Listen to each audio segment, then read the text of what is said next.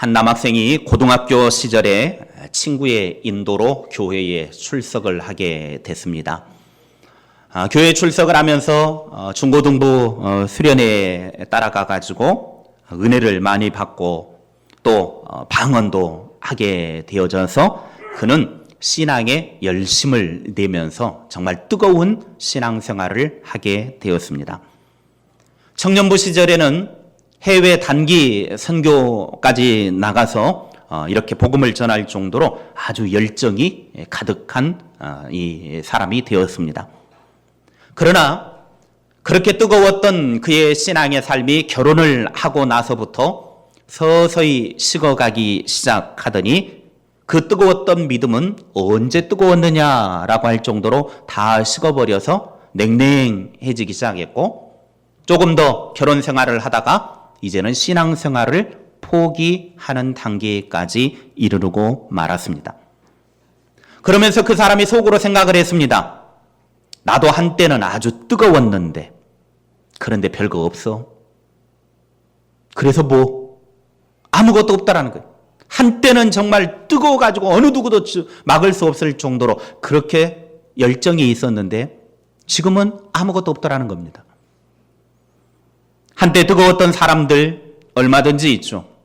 우리 주변에도 어느 한때 정말 불과 같이 뜨겁게 열정적으로 신앙생활을 했던 사람들도 있을 것입니다. 한때는 무섭지도 않고 어떤 유혹이 와도 끄떡없을 정도로 그렇게 신앙생활을 했던 시기도 있을 것입니다. 그러나 과연 그것이 지금도 유지되고 있는가 하는 것입니다. 더 진보하고 있는가?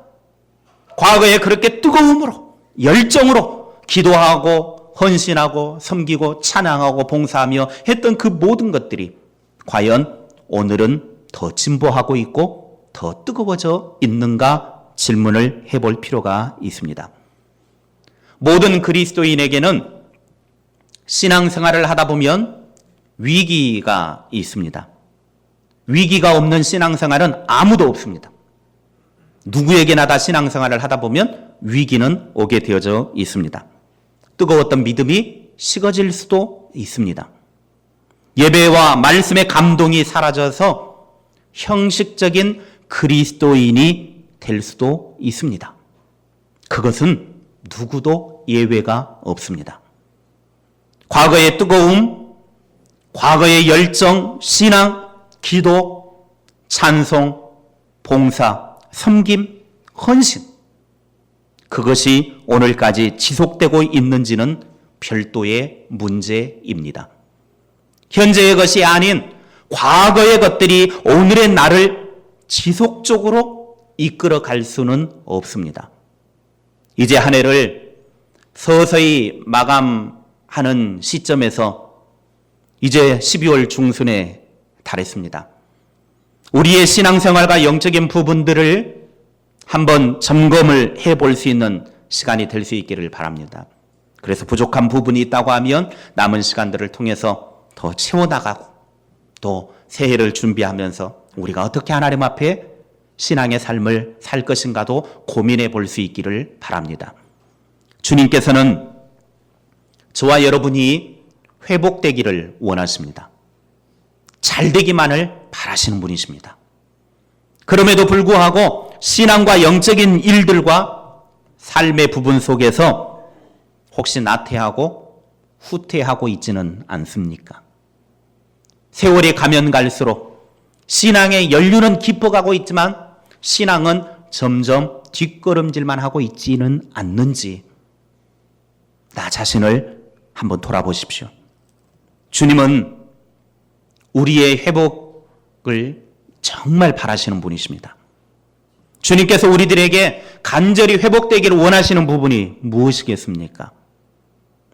예수님께서 성전 뜰 안으로 들어가셔서 그곳에 있던 장사꾼들을 다 쫓아내시고 환전상들의 탁자를 뒤엎어버리고 비둘기를 다 쫓아버리고 또 장사치들의 상자들을 탁자들, 의자들을 다 둘러 엎으셨습니다. 그리고 그 안에 성전 안에 있는 모든 것들을 지저분한 것들을 다 쫓아내버렸습니다. 그러면서 그들을 큰 소리로 성경에 내 집은 기도하는 집이라고 불려야 된다고 성경이 기록되어져 있는데 너희는 어찌하여 이 집을 강도의 소굴로 만들었느냐 하면서 그들을 꾸짖었습니다. 성전 뜰 안에는 맹인들과 절름발이들도 있었는데 더러운 것들이 다 물러나가고 나니까 그들이 예수님 앞에 나왔습니다. 예수님은 그들을 일일이 안수하셔서 그들의 병을 다 고쳐주셨습니다. 이런 놀라운 이적들을 보면서 대제사장들과 율법학자들은 아무 말도 못하고 멍하게 서 있었습니다. 그런데 어린 아이들이 갑자기 호산나 다윗의 자손이여 우리를 구원하소서 하면서 찬송을 하는 것입니다. 이걸 보고 대제사장들이 왜 아이들이 이런 찬송을 하는데 당신은 그 찬송을 그대로 받아먹고 앉아 있습니까? 하면서 예수님에게 뭐라고 그럽니다. 그때 예수님께서 너희는 젖먹이와 어린아이까지도 주님의 권능을 찬송한다라고 하는 성경 말씀을 읽어보지 못했느냐? 너희들이 왜 성경 말씀을 가지고 있는 자들로서도 하나님의 말씀을 알지 못하느냐 하고 그들의 무지함을 꾸짖고 성 밖으로 나가셨습니다. 오늘 이 본문 말씀 속에서 주님이 우리들에게 회복되기 원하시는 것들을 몇 가지 말씀해 주고 있습니다. 첫째는 기도의 사람으로 회복되기 원하십니다. 13절 말씀에 그들에게 이르시되 기록된 바 내 집은 기도하는 집이라 일컬음을 받으리라 하였거늘 너희는 강도의 소굴을 만드는도다 하시니라. 예수님은 심히 분노하셨습니다. 왜냐하면 성전이 강도의 소굴로 변해 있었기 때문입니다. 가난한 백성들의 피를 빨아먹기 위해서 성전에서 제사의 제물을 팔아먹었습니다. 장사꾼들, 짐승들, 돈 바꾸는 사람들이 성전을 완전 더럽혀 놓았습니다. 이렇게 한번 생각을 해보십시오. 여러분이 하나님 앞 오늘 예배하러 오는데 입구에서부터 구약시대의 예배라고 한번 상상을 해보십시오. 구약시대의 예배를 하기 위해서는 짐승을 제물로 드려야 되고 어떤 사람은 양도 드리고 소도 드리고 어떤 사람은 가난해서 비둘기 드리고 이런 사람들이 이제 가지고 와야 되는데 멀리서부터 가지고 오기 힘드니까 뭐 야은지서부터 송아지 끌고 온다고 한번 생각해 보세요. 저 북리 꼴짝에서부터 한번 양 한 마리 끌고 온다고 생각해 보세요. 힘들잖아요. 그러니까 사람들이 그걸 끌고 오는 걸 포기하고 이제 좀 편하게 해보려고 성전 입구에서 장사치들이 쫙 줄을 서가지고 자, 양 한 마리 1,000원, 양 한 마리 1,000원, 비둘기 한 마리 500원 하면서 이렇게 막 팔고 있는 거예요. 그러니 제사 드리러 온 사람들이 참 편해요. 아, 집에서부터 고생할 필요 없이 여기서 그냥 사가면 되겠다 해가지고 성전 입구에서 짐승들 사고 또 환전하고 또 성전세도 내야 되니까 성전에 들어가려면 또 성전세를 내야 됩니다. 그래도 우리 교회는 교회세 안 받으니까 감사한 줄 아세요. 이게 성전을 들어가려면 또 성전세를 내야 되는데 환전을 또 해주고 거기서 이윤을 남기는, 그러니까 돈 이렇게 막 바꿔주는 장사치들이 거기에 이제 진을 치고 앉아 있는 겁니다. 그러다가 이제 점점 이제 성전 안까지 막 들어오게 되어지는 거죠. 그러다 보니까 성전 안이 완전 도태기 시장이 되어버린 겁니다. 예배를 할 수 있는 공간이 하나님 앞에 제사해야 될 곳이 그냥 장사치들의 장사로 인해서 완전 난장판이 되어버리고 말았습니다. 예수님은 그 모습을 보면서 짐승들을 채찍으로 다 쫓아내버리고 환전해주고 있는 탁자들 다 엎어버리고 짐승들 다 내쫓아서 성전을 깨끗하게 정리를 하셨습니다. 분노하신 예수님, 그래서 성전을 깨끗하게 만드시면서 하시는 말씀이 하나님의 집은 만민이 기도하는 집이거늘 너희가 강도의 소굴을 만들었도다. 혹시 여기에 계신 분들 중에 기도를 잃어버린 분들이 있다면 기도를 회복하시기 바랍니다. 하나님의 집이 만민이 기도하는 집이라고 일컬음을 받는 곳인데 더러운 장사치들이 다 가로막고 서서 기도하지 못하도록 다 망가뜨려 버렸다. 기도를 잃어버린 심령에는 온갖 잡다한 것들이 찾아오게 되어져 있습니다. 기도를 잃어버린 사람들의 마음속에는 미움과 살인과 음란과 각종 썩은 것들이 그의 삶을 지배하게 되어져 있습니다. 기도하는 집인 성전이 기도하지 못하도록 소와 양과 비둘기와 각종 장사치들로 가득하게 되었던 것처럼 하나님 앞에 기도하지 않으면 우리의 마음은 오물들로 가득 차서 우리의 심령은 썩을 대로 썩어버리고 말 것입니다. 우리의 심령을 강도의 소굴로 만들었던 잡다한 것들, 그것을 내쫓고 기도를 회복하시기 바랍니다. 성경은 말합니다. 쉬지 말고 기도하라. 항상 성령 안에서 기도하라. 기도에 감사함으로 깨어 있으라. 잃어버린 기도를 되찾아서 기도의 사람이 되십시오. 주님은 우리가 기도의 사람으로 다시 서기를 원하십니다. 우리가 열심히 기도해도 솔직히 응답이 없을 수 있습니다. 여러분 다 해보셨잖아요. 솔직히 기도 정말 많이 했지만 한번 생각을 해보세요. 기도 응답된 것이 더 많습니까? 기도 응답 안 된 것이 더 많습니까? 한번 솔직하게 대답해 보시자고. 우리가 정말 기도를 많이 하지만 저도 솔직히 기도 많이 해도 기도의 제목들 많이 하나님 앞에 내놓아도 기도 응답된 것보다 기도 응답 안 된 게 더 많아요. 이게 우리의 현실이에요. 그러니까 기도해도 기도 응답 안 되니까 기도하지 말자. 포기해야 됩니까? 아니에요. 솔직히 우리가 기도를 해도 내가 원하는 그 기도대로 응답이 안 되는 것이 더 많지만 어떻게 보면 하나님 편에서는 그것이 우리에게 더 나으니까 기도 응답을 안 해주시는 겁니다. 그 기도를 응답을 해줘봐야 그 사람에게 유익이 안 되니까, 덕이 안 되니까 응답을 안 해주시는 거예요. 그러나 반면에 우리가 기도를 하다 보면요, 응답이 안 되어져도 하나님 앞에 여전히 기도의 자리를 지키며 하나님 앞에 기도를 하게 되어지면 놀라운 사실은 내가 기도하는 그 기도의 문제들은 변화되지 않고 그대로 남아 있어도 가만히 보면 나는 변화되어져 있는 것을 확인해 볼 수가 있습니다. 기도에 응답해지는 것은 없어도 문제는 여전히 해결되지 않았어도 내가 하나님 앞에 기도가 회복이 되어지고 기도의 자리에서 여전히 기도하게 되어지면 내가 하나님 앞에 은혜로운 자로 세워지고 나의 삶이 변화되어지고 내가 하나님의 사람답게 서게 되더라고 하는 것입니다. 아마 모르긴 몰라도 하나님이 기도 응답 안 해주시는 이유가 그것이 아닐까 싶습니다. 우리가 변화되기를 원하시는 하나님. 응답이 안 되어져도 여전히 내가 무거운 십자가를 짊어져야 되고 무거운 짐을 짊어져야 되지만 기도가 응답이 안 되어져서 낑낑거리고 짊어지고 가고 있지만 기도하기 전에는 너무나 무거워서 내팽개쳐버리고 싶고 던져버리고 싶고 더 이상 나는 안 질란다. 그런 마음이 있었지만 기도를 하고 나서부터는 이 십자가를 질 수 있는 힘도 생기고 내게 주어진 이 십자가들을 감당할 수 있는 힘이 생긴다고 하면 이미 그것은 기도에 승리한 사람입니다. 어차피 우리의 삶 속에 짊어져야 될 것들이 있다고 하면 그것을 우리의 힘으로 어찌할 수 없다고 하면 어쩔 수 없이 져야 되는 것이라고 하면 우리는 기도하면서 그것을 짊어질 수 있는 힘을 하나님으로부터 공급받아야 합니다.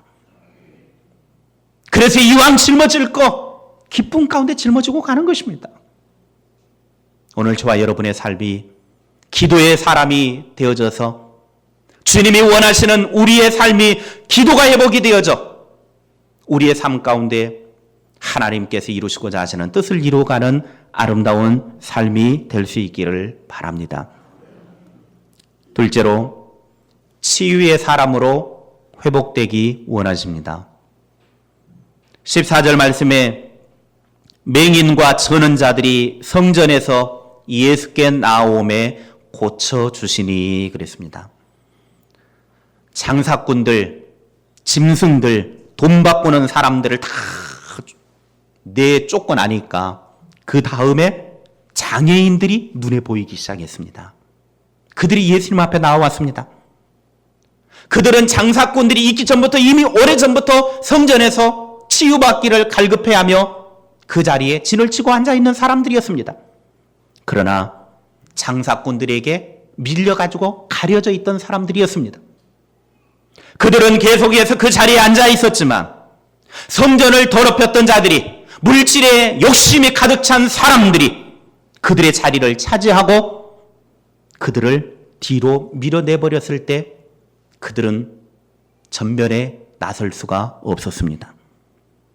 성전을 더럽혔던 자들이 다 사라지고 내쫓김을 당할 때 비로소 그들은 사람들에게 드러나게 된 것입니다. 그들이 주님 앞으로 나왔습니다. 그리고 주님께로부터 고침을 받았습니다. 상처가 치유되기 바라지만 여전히 상처 가운데 있는 사람이 있다고 하면 오늘 이 말씀을 주목하십시오. 옆에 졸고 있는 분들 좀 깨우세요. 그만 조시고 따뜻하게 이게 히터를 켜놓으니까 아주 따뜻하니 졸기 좋으신가 본데 다음부터는 냉방으로 만들어놔요. 여러분이 상처가 치유되기를 원하고 여러분의 인생의 고통이 치유되기를 원하는데 여전히 치유되지 못하고 그렇게 고통스러워 사는 분들이 있으십니까? 상처가 주님 앞에 드러나지 않는 한 절대로 치유받지 못합니다. 내 안에 있는 상처, 내 안에 있는 고통, 주님 앞에 드러나야 합니다. 오늘 여기 치유받은 사람들을 보십시오. 장사꾼들이 가로막고 있을 때는 그들은 치유받지 못했습니다. 그러나 그들이 다 쫓겨나가고 없어지고 나니까 그들이 주님 앞에서 고침을 받았습니다. 여러분이 고침받기를 원한다고 하면, 여러분의 상처가 치유되고 회복되기를 원한다고 하면 주님 앞에 나오십시오. 여러분의 삶을 가지고 나오십시오. 주님, 내 상처가 이것입니다. 주님, 내가 이것 때문에 너무나 고통스럽습니다. 주님 앞에 내놓으세요. 너무나 안타까운 것은 상처와 고통과 아픔을 가지고 살아가면서도 그것을 주님 앞에 내놓지 않는다라고 하는 것입니다. 어쩔 때는 가만히 보면 하나님을 박상선 의원이나 기독의원 원장보다 못 믿을 때가 많은 것 같습니다. 병원에 가면 말도 안 했는데도요, 여기도 아프고요, 저기도 아프고요, 저 봐봐요 하면서 막 보여주면서 막 10년 전 것까지, 20년 전 것까지 이야기해요. 그래가지고 그러세요? 그러세요? 그러세요? 의사 앞에 가가지고는 말도 안 했는데도 막 다 자기의 아픔을 내어놓고 보여주고, 그런데 주님 앞에 와가지고는 하나도 안 보여줘요. 하나도 말도 안 해요. 그러니까 우리의 믿음은 기독의원 원장이나 박상선 원장이나 뭐 병원 원장보다 더 하나님을 안 믿는다고밖에 표현할 수가 없습니다. 정말 치유되기를 원한다고 하면 의사 앞에서 내 상처를 다 보여주듯이 어쩔 때는 내 은밀한 부분의 아픔도 보여주잖아요. 치질 걸린 사람이 창피하게 어떻게 보여줘. 그런데 보여줘야 돼요. 엉덩이 까서 짱구 엉덩이 올랄라 하면서 엉덩이를 보여줘야 아유 치질이 심하시네요. 아니면 아이고 뭐 이 정도면 괜찮겠어요. 약만 발라도 되겠어요. 아이고 수술하셔야 되겠네요. 보여줘야 뭘 고치죠. 은밀한 부분까지도 창피하지만 보여줘야 제대로 치유가 되는 거예요.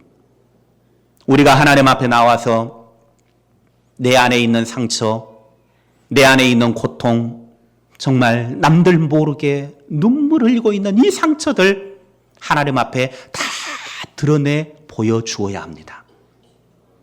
이걸 보여줄 때에 주님이 치료하시지, 나 문제 없어, 아무 고통 없어, 상처 없어 하면서 옷으로 다 둘러 덮어 그렇게 있으면 주님이 모르시지는 않습니다.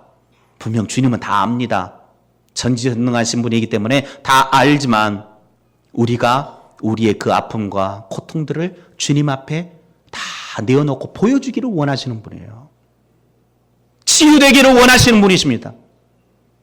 그러므로 여러분이 가지고 있는 아픔, 상처 주님 앞에 투명하게 다 내어놓을 때 주님께서 치료해 주십니다. 모든 것을 다 빛 가운데 드러내 보여주시기를 바랍니다.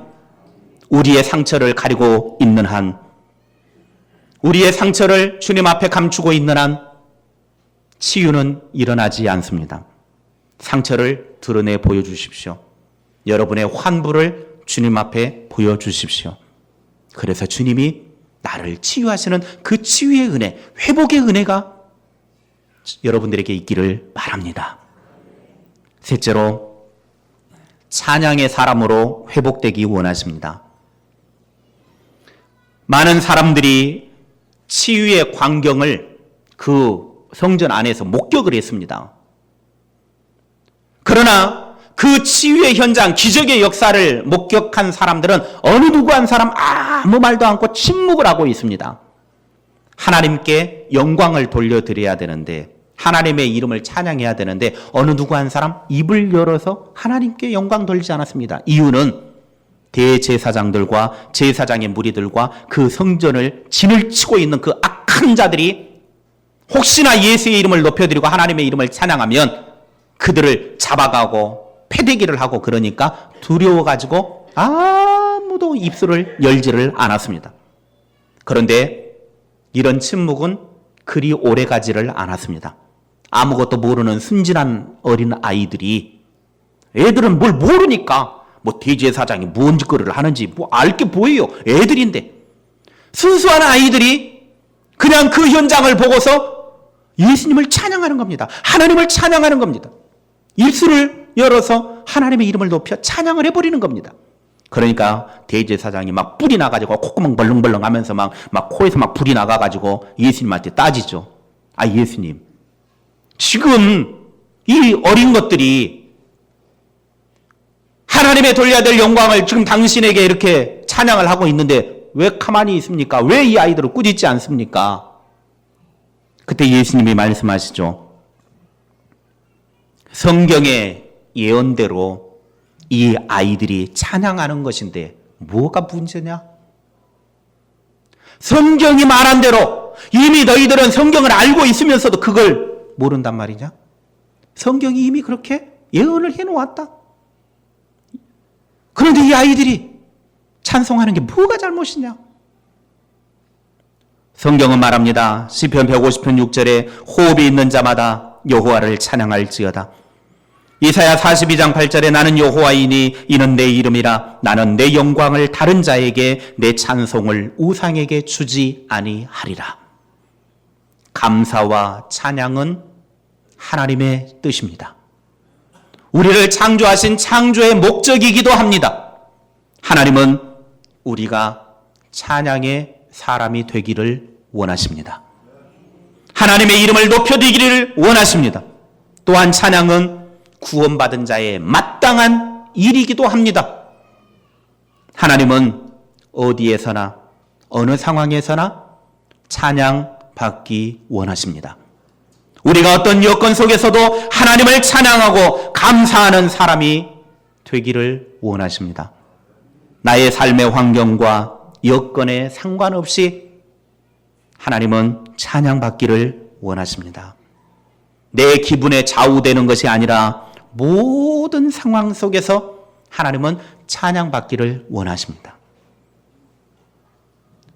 이용규 몽골 선교사가 쓴 내려놓음이라고 하는 책에 보면 이런 내용이 있습니다. 2005년도 봄에 몽골 일회교회를 개척하고 그 개척한 교회에서 이제 방문을 해가지고 예배를 드리게 되어지는데 그 지역에 벌러르라고 하는 자매가 전도를 받고 예수님을 믿게 되었습니다. 그런데 이 벌러르라고 하는 자매는 귀가 잘 들리지 않는 자매였는데 전도단이 불러다 그를 전도해가지고 예수의 이름으로 기도를 해주고 성령이 그의 귀가 열리게 하셔서 귀를 들을 수 있게 되었습니다. 이 여인이 이제 하나님 앞에 은혜를 받고 난 다음에 치유가 일어나니까 그 기적의 역사를 체험하고 나서 하나님을 잘 믿는 그런 자매가 됐습니다. 그런데 집과 교회는 상당히 먼 거리에 있었습니다. 어느 주일날 아침에 아버지가 소 한 마리를 좀 들에 가서 풀을 좀 뜯기라고 내보냈습니다. 그래서 내보냈는데 한참 소를 뜯기다가 그만 소가 도망가 버렸습니다. 그 몽골 넓은 들판에서 도망가 버렸으니 이게 어디 가서 잡습니까? 아무리 찾아 돌아다녀도 소를 찾을 수가 없는 겁니다. 그런데 시간을 보니까 주일 예배 시간이에요. 그래서 이 벌러르 자매가 막 땀을 뻘뻘 흘리고 이리 뛰고 저리 뛰고 돌아다니다가 이러다가는 예배 시간 못 맞추겠다 싶어가지고 소 찾으러 돌아다닌 걸 포기하고 그냥 산을 넘고 해가지고 교회 그쪽으로 왔습니다. 예배드리기 위해서 왔습니다. 땀을 뻘뻘 흘리고 온몸이 그냥 막 땀으로 적셔 있는 이 여인이 예배를 드리고 나서 문 앞에 딱 문을 열고 나가니까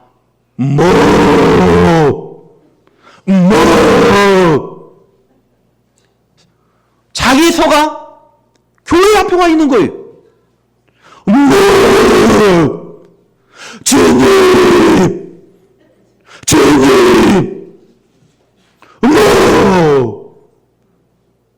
아니 그 송아지가 그 먼 거리에서 보통 길 잃어버리면 자기 집으로 가게 되잖아요. 그런데 이 소는 자기 집이 아닌 교회 앞에 와 있더라는 거예요. 예배 드리고 문을 딱 열고 나가니까 문만 끔뻑끔뻑 하면서 나 기다렸어요. 나 무서웠어요. 하고 예배 드리고 나오니까 소가 그냥 맞이하더라는 거예요. 이게 뭘 이야기합니까? 소를 찾으러 돌아다녔다고 하면 못 찾았을 수도 있습니다. 그러나 소를 포기하고 하나님 앞에 예배를 붙잡았을 때 예배에도 성공하고 소도 찾게 되더라는 것입니다. 오늘 저와 여러분의 삶이 하나님 앞에 무엇을 먼저 붙잡아야 될 것인가? 내가 무엇을 먼저 의지해야 될 것인가? 이것을 우리들에게 너무나 선명하게 말씀해주고 있는 하나의 이야기입니다. 우리에게 이런 영적인 은혜들이 회복되기를 원합니다. 주님께서 우리들이 회복되기를 원하시는 것은 기도가 회복되고 우리의 상처가 회복되며 우리의 찬양이 회복되기를 원하십니다. 이 한 해가 다 가기 전에 주님께서 회복하기 원하시는 이런 것들이 우리 안에 회복되어지기를 주님의 이름으로 축원합니다.